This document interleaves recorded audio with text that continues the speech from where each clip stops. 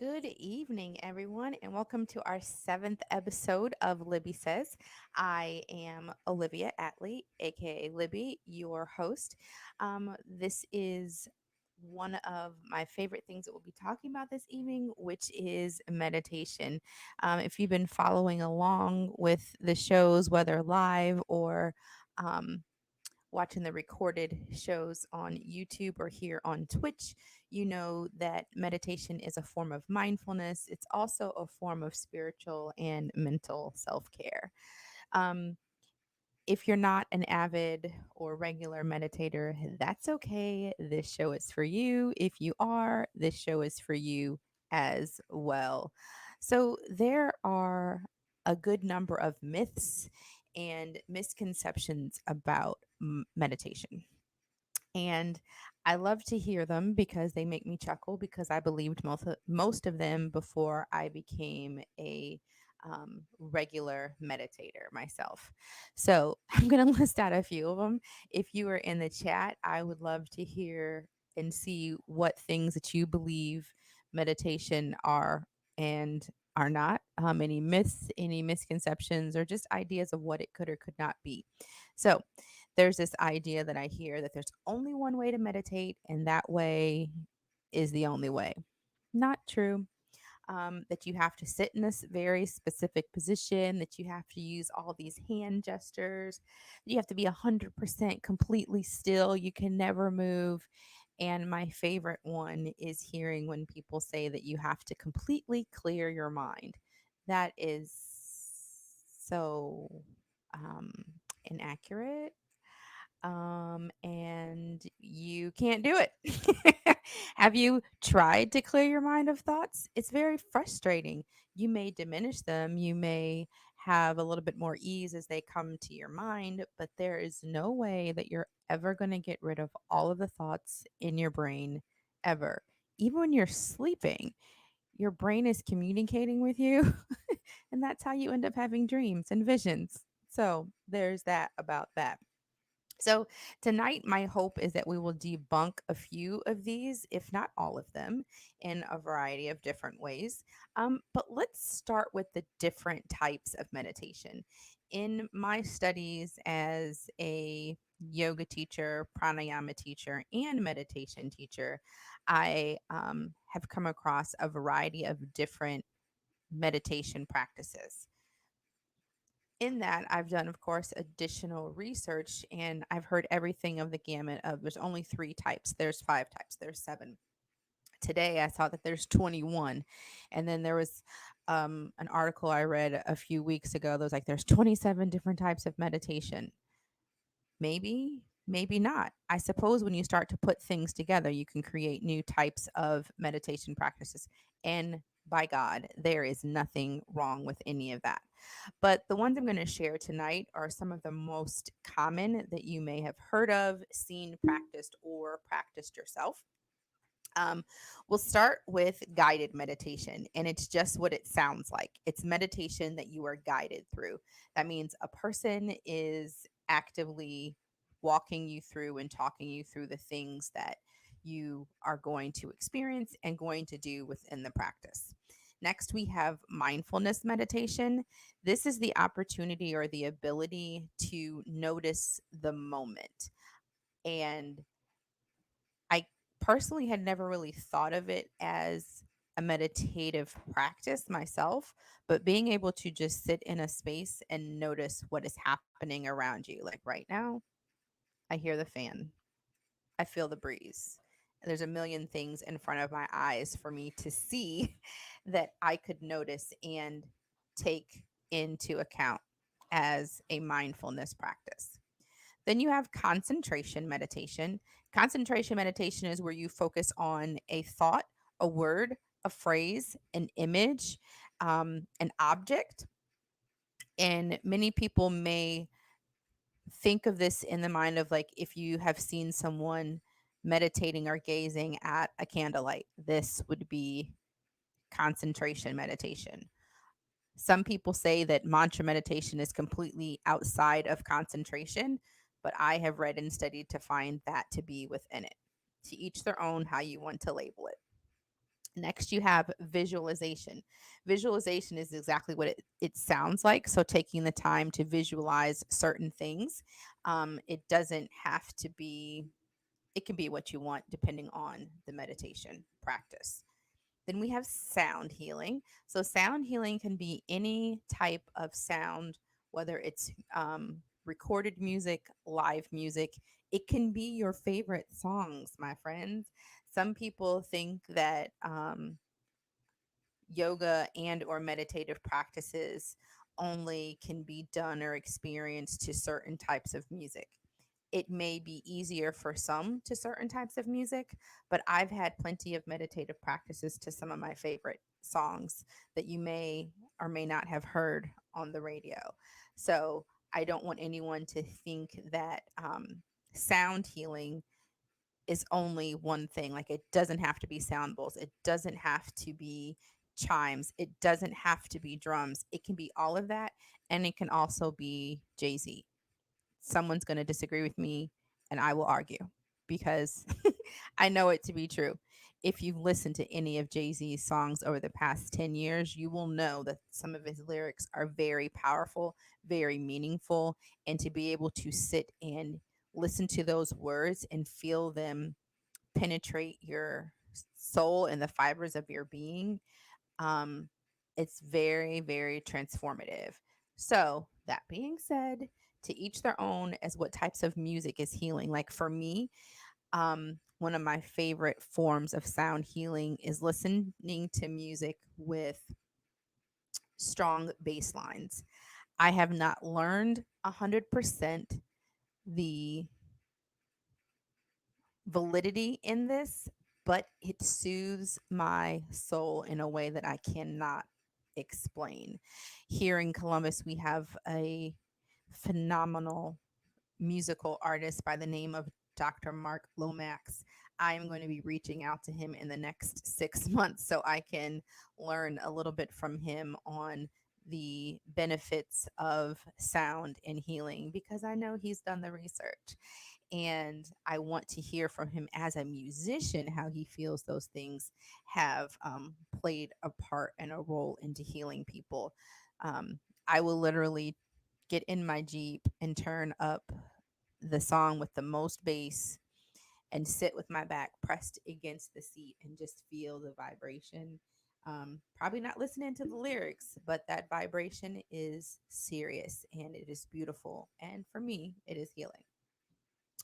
Um, then we have what is called transcendental meditation. These last three that I'm sharing are very specific to specific cultures, and I personally have not experienced them or practiced them. So, if you want to learn more about them, I suggest that you go ahead and do some research. Transcendental is a one on one practice. Then you have Giyong, which is a traditional Chinese practice that helps with the same benefits. It gives all of the same benefits of other meditation practices, but it uses the breath to circulate your energy throughout the body. And then you have Kundalini meditation with which is a breath guided meditation practice. And once again, these last three I have not experienced personally. However, um, I don't believe that there's anything wrong with them. I just don't personally feel it's appropriate for me to have an in-depth conversation about them because I haven't experienced them personally. So if you're interested in more information about those, I strongly suggest that you go ahead and do some research. I personally believe that you should research meditation in and of itself because here's what's here's what's to be known.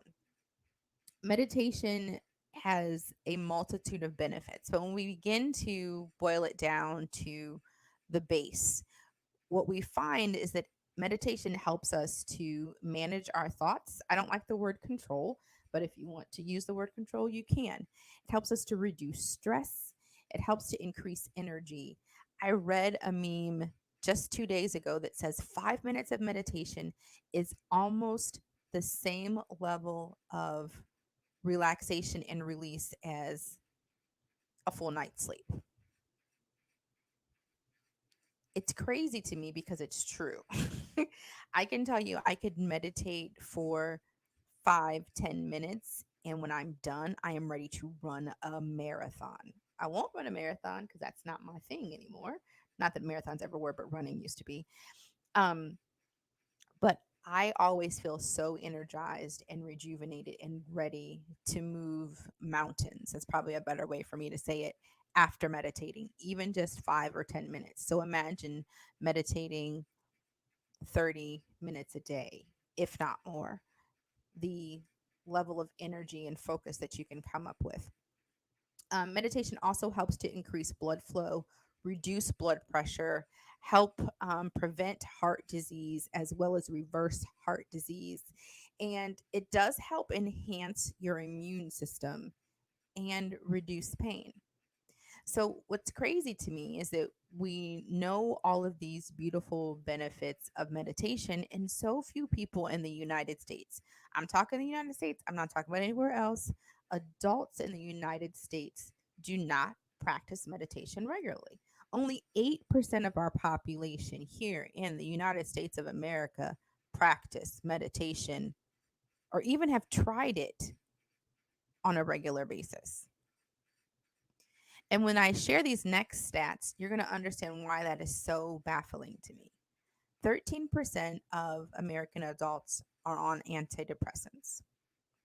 9% take anxiety medications. And 13.42 per 100,000 people in the United States of America commit suicide.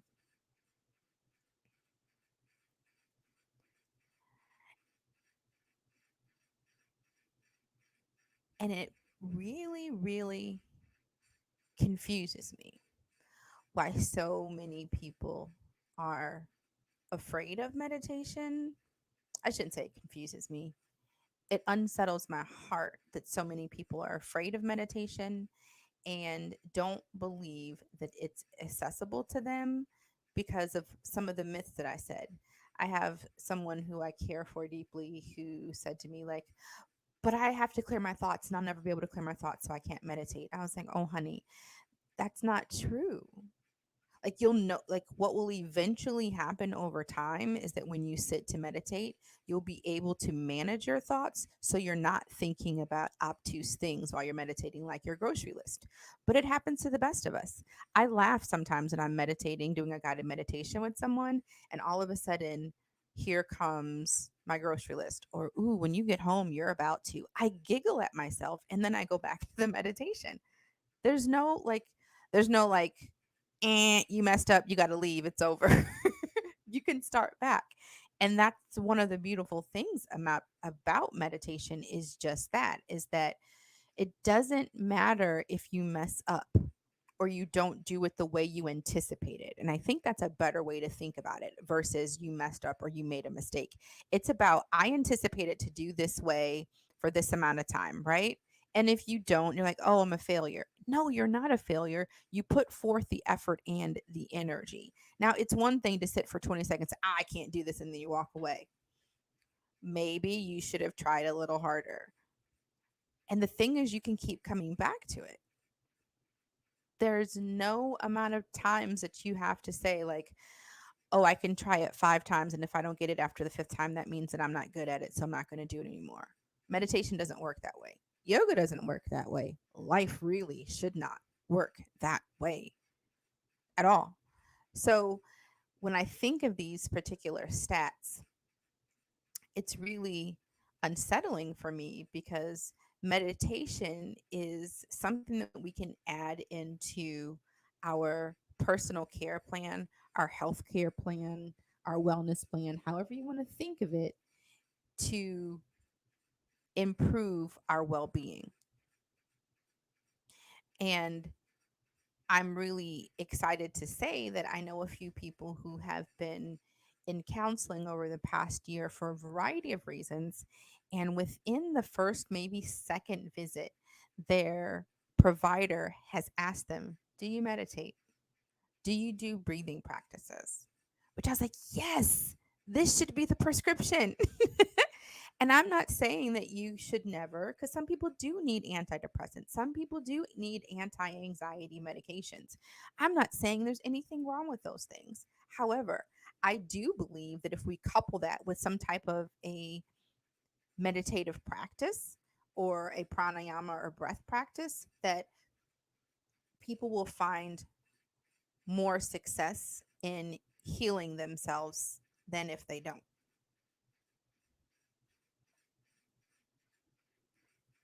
So, tonight, my hope is that I will share some information that people feel they can walk away with and utilize to begin a meditative practice. So, I think my next favorite myth to debunk is like this whole idea of the physical setup. Like a lot of people believe that you have to sit cross-legged with your back up straight and you can't move. Now, easy pose is a way to meditate. I personally prefer cross legs or some variation thereof. But your physical setup for meditation needs to be one that is comfortable for you. Like, I was in meditation teacher training last year, and I remember our teacher saying to us, "All right, so you're going to find your most comfortable setup. Use all the props that you need to set yourself up." And at first, like, we were only getting like two or three props. And she's so cute. She's just sitting in the front of class and she's laughing at us, like, for real. That's all you want? There's like 80 blocks over there and 200 blankets, and you want one? Come on. How are you going to be comfortable? We're going to be here for 30 minutes. And I'm like, okay. So let me go grab a couple more things. So, your meditation seat or whatever posture you're choosing should be comfortable for you. Now, if you're like me and you fall asleep easily, you probably don't want a reclined position your very first time. And here's what I can say: whatever you choose, you can change it. La di da. Like, there is no trophy for managing through pain and suffering in your meditation practice. Like, you're not going to get an award. The meditation angels are not going to come down and drop fairy dust on you because you sat in a pose for 30 minutes in pain. Absolutely not. If you're hurting, if you have any amount of discomfort in the body, shift, change it. Do so mindfully, do so cautiously so that you're not disturbing other people around you if you're in a group practice, or even that you're not disturbing your own personal energy. It's not like, oh, I'm sitting here and I'm like, oh my God, this is stupid. Well, you've kind of just adjusted the energy a bit. Find a mindful and cognitive way to shift, right?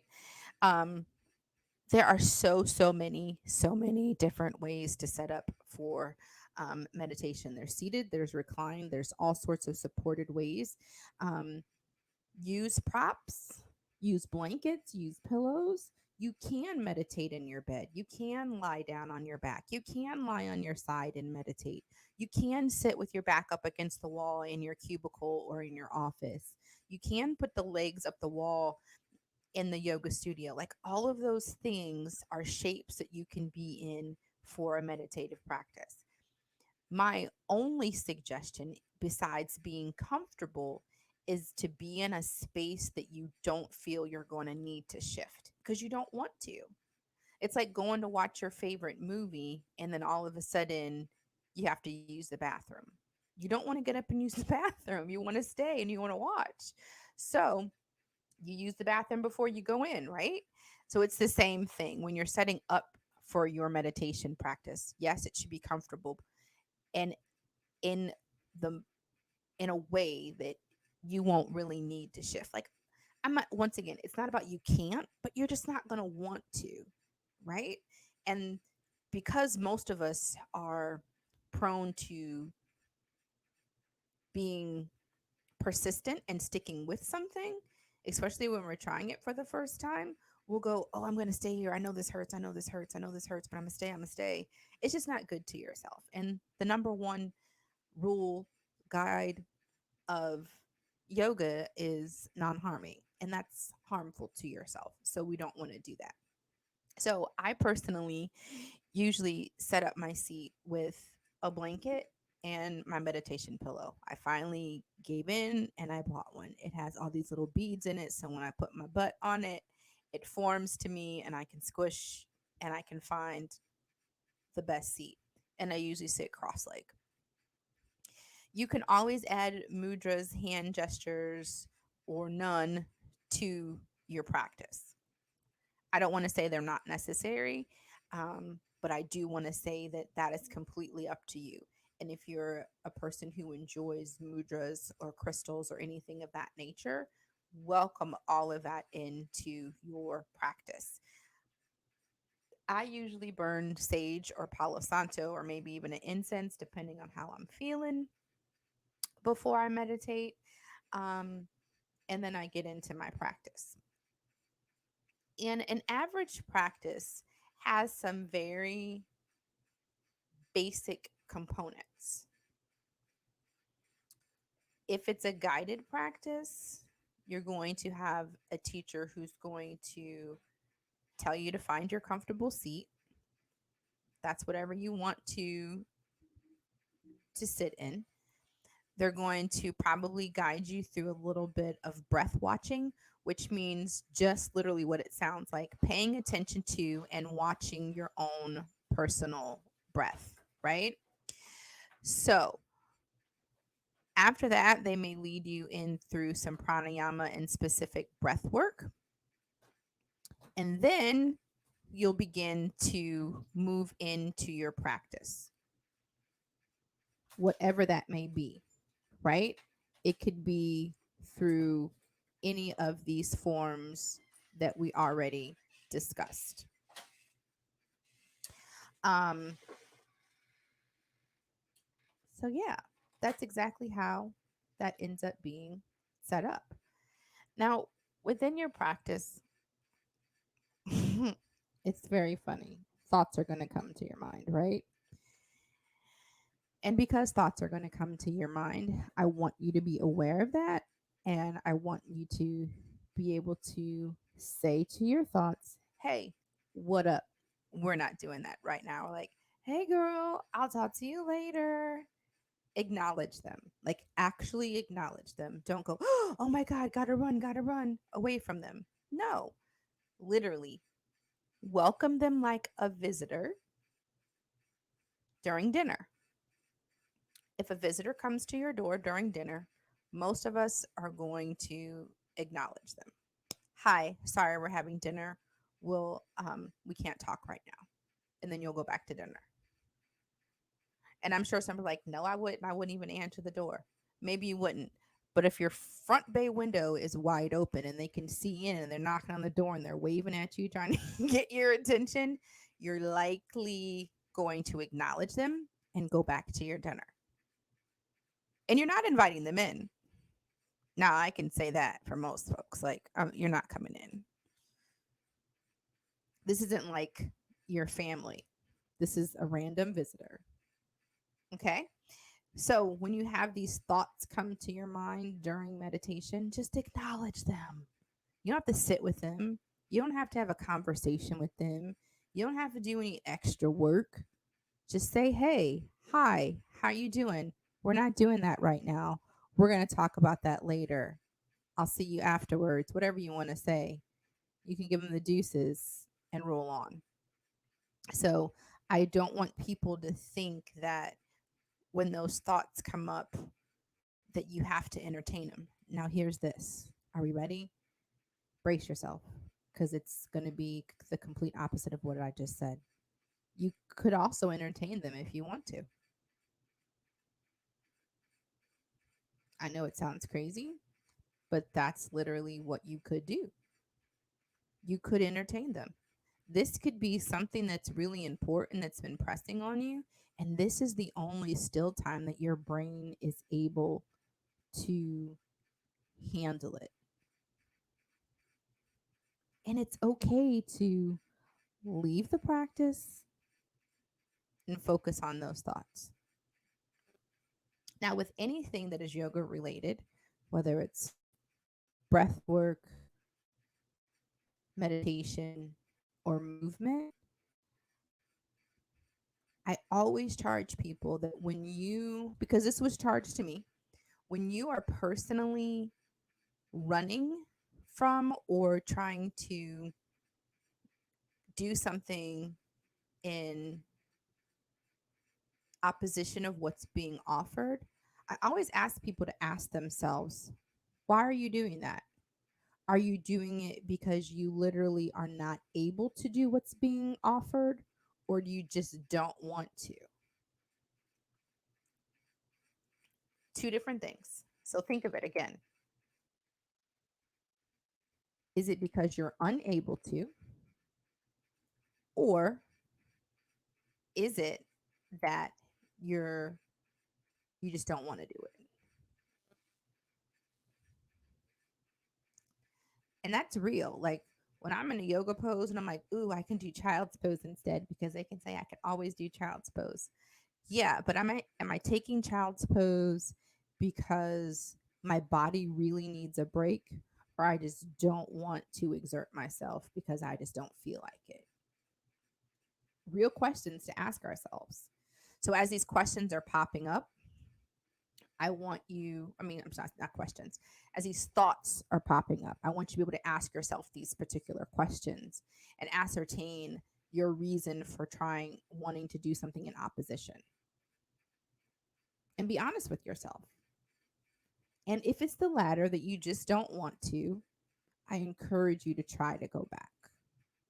It may be uncomfortable, but it builds a muscle memory. It builds an internal skill of persistence, perseverance that we all need, right? Cool. So tonight we are going to, I've been saying I was going to do this, and here we are finally. Um, I'm going to guide a practice here on Twitch. I'm really excited because I haven't done it yet. And I've been saying to my followers and everybody watching, like, we're going to do a practice. We're going to do a practice. It just hasn't found its way into the show until now. And I'm pretty excited. So, we are going to do the loving kindness meditation practice this evening. And before I even get into any of what that is, what I want you to do is take a few moments and I want you to grab some stuff so you can sit in meditation for maybe 10 minutes. And don't freak out. It's not 10 minutes of just stillness, of nothing, no words. It's going to be a guided meditation. I will say all of the things that you need to know and to do to the best of your ability. They're pretty simple tasks. However, it's going to take a little bit of emotional work, and that's to be expected with meditation. So, that being said, I'm going to give you in class, we would have props close by, and I would say something crazy like, I'm going to give you 7 to 8 rounds of breath to go ahead and begin setting yourself up. But here's what I'm going to do. Most of you are at home. I'm going to give you about 3 minutes to grab some things that you feel will help you sit comfortably, lie comfortably, be at ease for 5 to 10 minutes. And if that just means you're going to shift the space that you're in, like say you're in your living room, you're going to go upstairs to your bedroom, or opposite, or if you're in your car and you want to pull over to the side of the road, whatever the case may be, you got 3 minutes to get yourself set up and ready for this loving kindness meditation.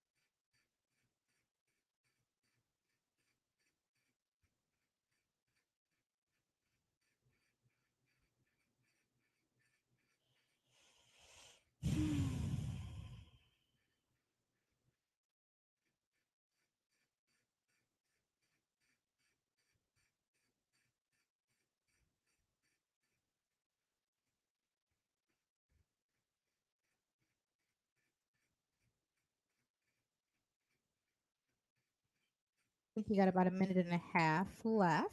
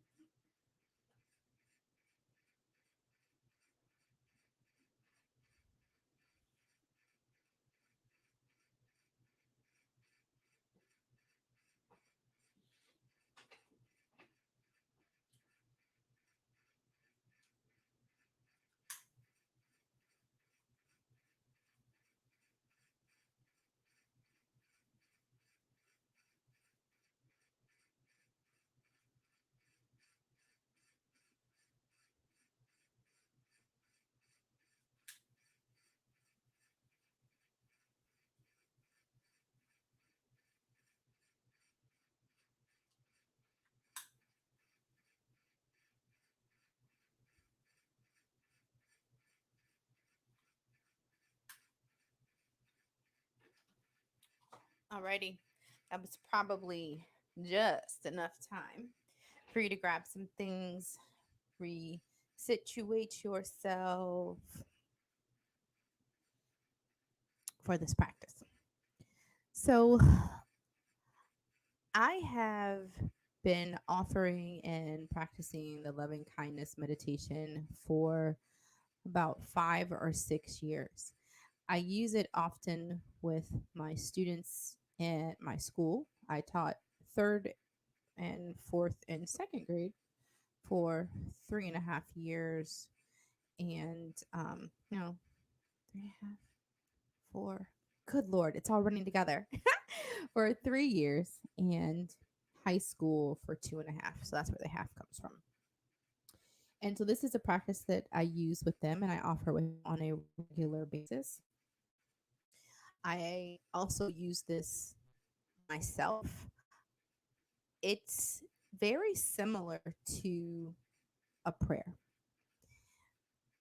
And and I don't believe it's any different now, but I remember when I first came into practicing meditation, I really strongly associated prayer and meditation with one another because it's not only a conversation with self, I believe it's a conversation with God or whatever higher being name that you use. And that's what prayer is, it's a conversation. And this one is very, very, very close to that. And you will find that as we move through the practice. This particular practice gives us space to offer a special set of affections and cares for ourselves and two additional types of people. The first is someone that you care about, someone that you love, someone that you like, someone that you know well and have a positive rapport with. And I'm sure that you're understanding that the second is someone that you don't really care for, someone that you may not be so fond of, someone that may have harmed you in some way, shape, or form. And here's what I can say about both of these two types of people that you're also going to offer this meditation to and for, that they don't have to be people that you know directly personally. So maybe it's a celebrity, or maybe it's someone in your business organization, or maybe someone within your sorority or fraternity. List goes on, right? And so the same could be for the person that you don't have the positive rapport with. It could be Bill Cosby. Yes, I'm going to say it. It could be Trump. I don't normally say that name. Um, it could also be a person in your family that has harmed you emotionally or physically. It could be a previous significant other. It can be a former friend. It could be the person who flicked you off in traffic. It could be so many people, right?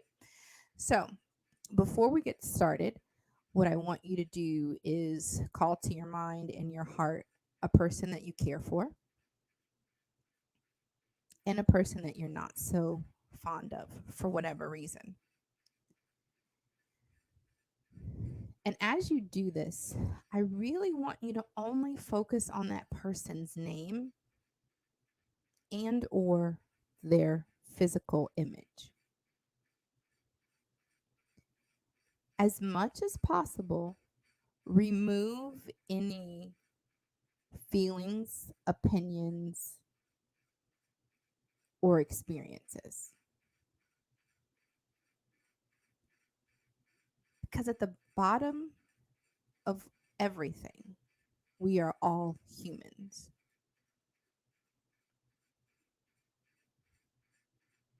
We are all living beings that deserve everything that we're getting ready to offer.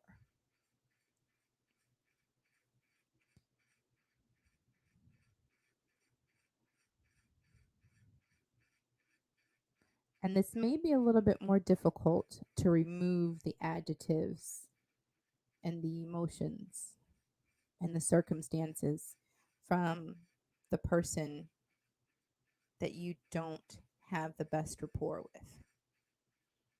And that's okay. This is a work in progress.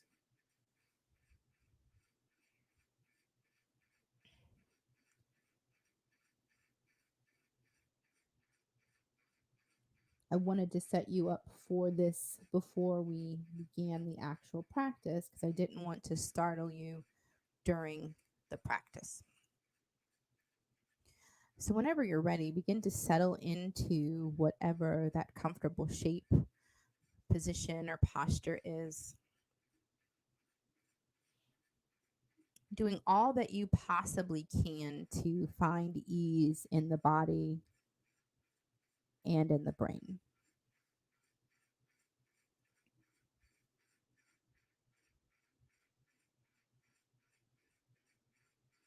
Welcome in the opportunity to just listen to or watch your breath.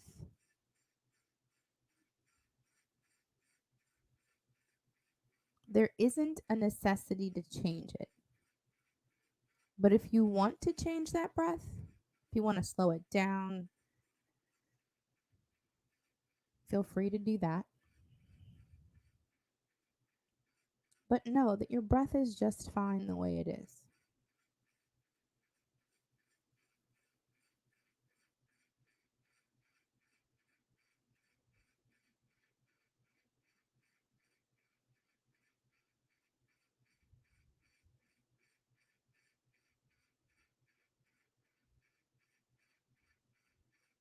And when you're ready, I want you to just take a little scan over your body. Notice if there's any place or spaces or parts of the body where you're feeling any extra energy or tension. And with your breath, intentionally release whatever you're noticing.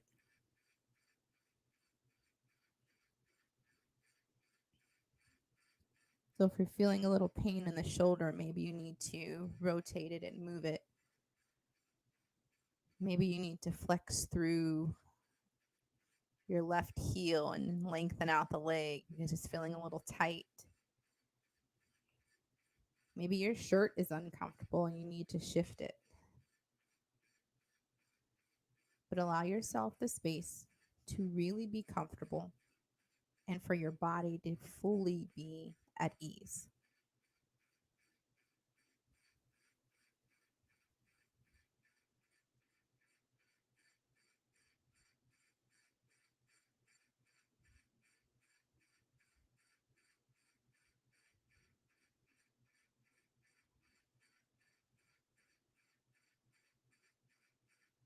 If it feels good, take in some intentional breaths through the nose and allow those breaths to sit back out through the nose.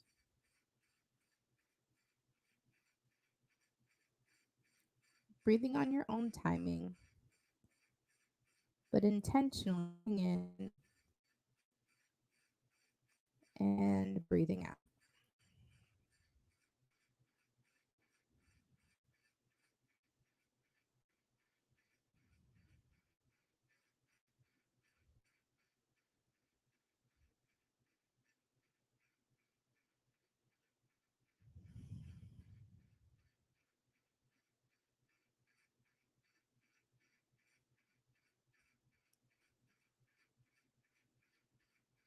Now, I want you to take a moment and just acknowledge yourself.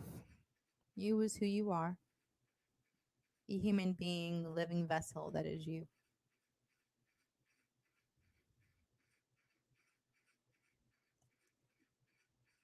And in your heart and in your mind, offering these words into yourself. May you be happy. May you be healthy.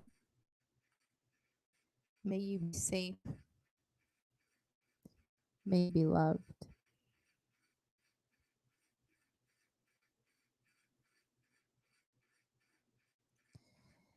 Give yourself space to feel into those emotions. Welcome in the sensation of happiness, the ideas of a healthy life, a safe life, and a life full of love.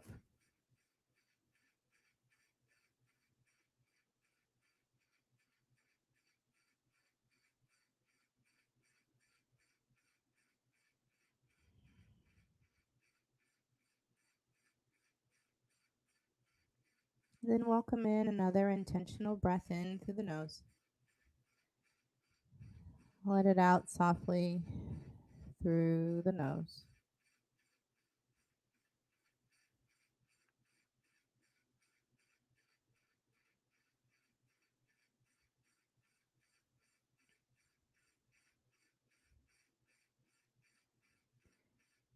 Now, as you're ready,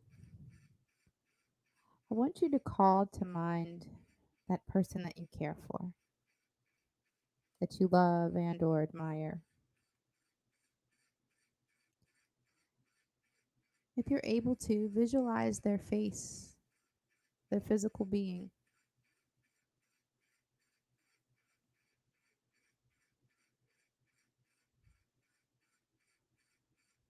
And in your heart and your mind, offer these words into them. May you be happy. May you be healthy. May you be safe. May you be loved.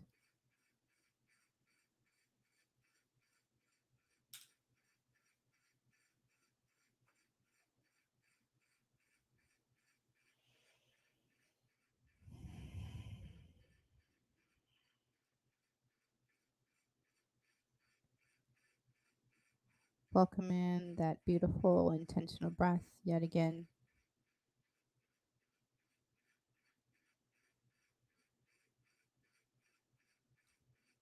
And as your body begins to feel a little bit more ease, a little bit more comfort,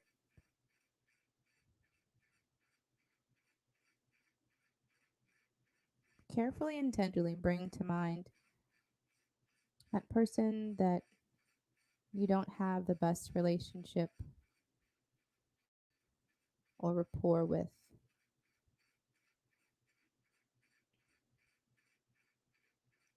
Maybe you can only think on their name, and that's okay.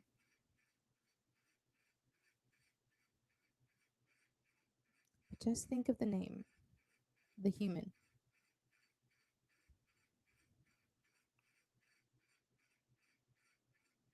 And in your mind and your heart, offer them the same words. May you be happy. May you be healthy. May you be safe. May you be loved.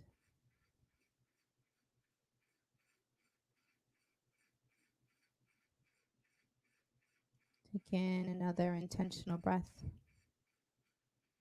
Slowly let that breath sit back out.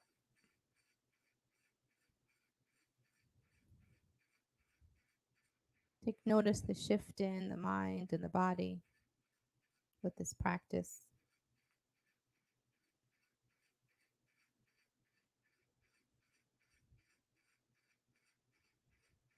And slowly and gradually begin to welcome in some very subtle movement that moves with the breath. I like to consider one breath. Excuse me. One breath, one movement. So as you inhale, maybe you stretch. As you exhale, you rotate. Breathing in, stretching again, reaching an arm. As you exhale, circling an ankle or a wrist. But taking your time moment by moment to gently wake up the body.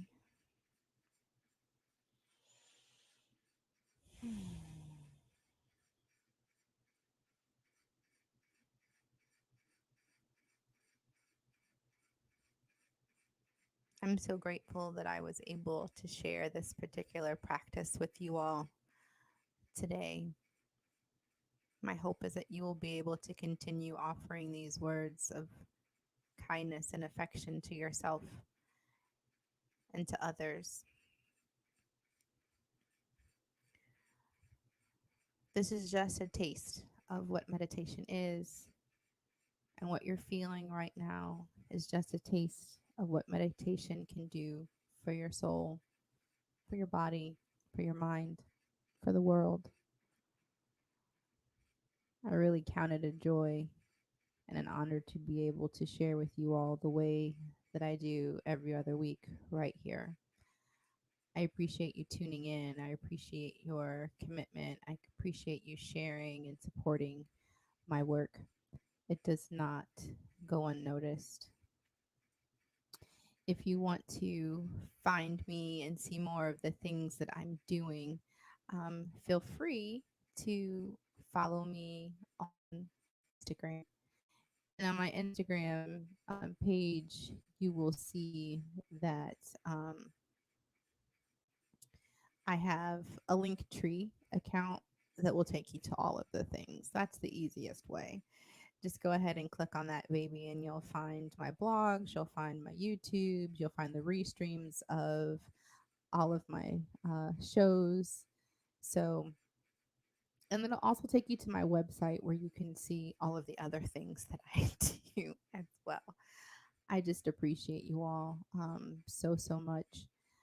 My continuous hope for you all is for peace and joy within your world and the world of everyone that you come into contact with.